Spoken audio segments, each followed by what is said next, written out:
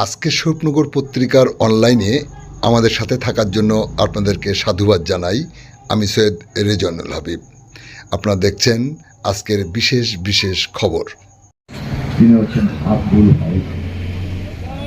প্রথম পেলাম 2019 সালের লোকসভার উপনির্বাচনে আমি চিফ ইলেকশন এজেন্ট হিসেবে মানুষ যে দুজন ব্যক্তিত্বকে হারিয়েছে,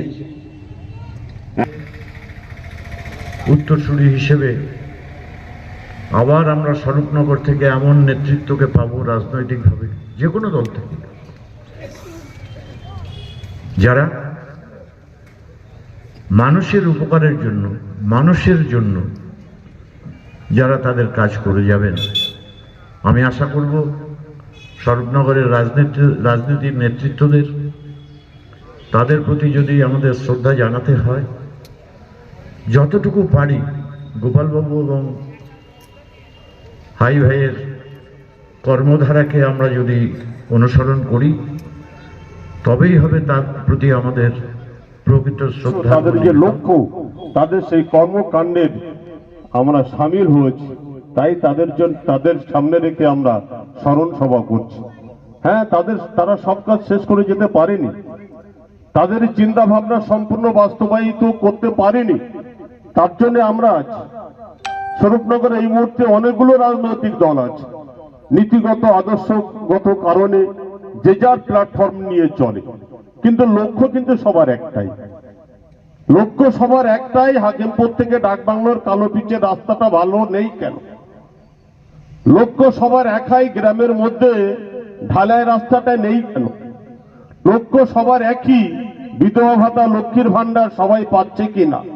সব রাজনৈতিক দলের লক্ষ্য কিন্তু একটাই, কিন্তু সেই লক্ষ্যে যে পৌঁছাতে পারে, যে নিজের ভাবনাটাকে বাস্তবায়িত করতে পারে, সেই মানুষটার জন্যই তো স্মরণ সভা হয়।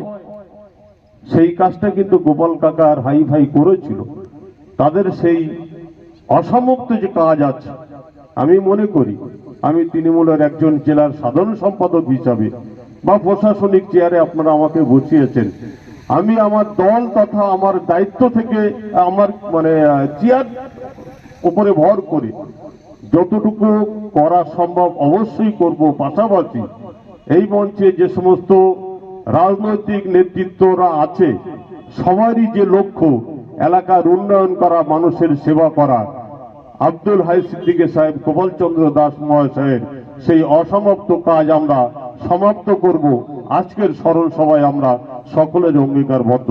সকলে ভালো থাকুন।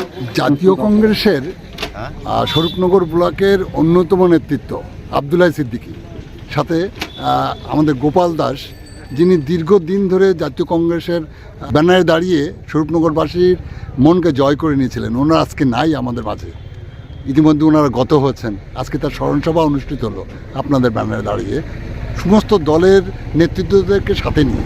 এরকম একটা পজিশনে দাঁড়িয়ে আপনি কি বলবেন? আমাদের বক্তব্য হচ্ছে, এনারা আমাদের দলের যেমন নেতা ছিলেন, এখানকার মানুষেরও নেতা ছিলেন আব্দুল হাই সিদ্দিকী এবং গোপাল দাস। তাদের প্রতি প্রকৃত শ্রদ্ধা জানানোর জন্য এবং তাদের পথ এবং মতকে যাতে আমরা অনুসরণ করতে পারি এবং তাদের অসমাপ্ত কাজগুলো যাতে আমাদের স্বরূপনগরের নেতৃত্ব এবং আমাদের জেলা নেতৃত্ব সকলে মিলে যাতে সবাইকে সঙ্গে নিয়ে, কারণ সব দলের নেতৃত্বই এসেছিল, সবাইকে সঙ্গে নিয়ে যাতে আমরা সমাপ্ত করতে পারি, তার উদ্দেশ্যেই আজকে এই সমাবেশ। আপনার নাম এবং পরিচয় বলবেন। আমার নাম অমিত মজুমদার, জেলা কংগ্রেস সভাপতি, এআইসিসি সদস্য।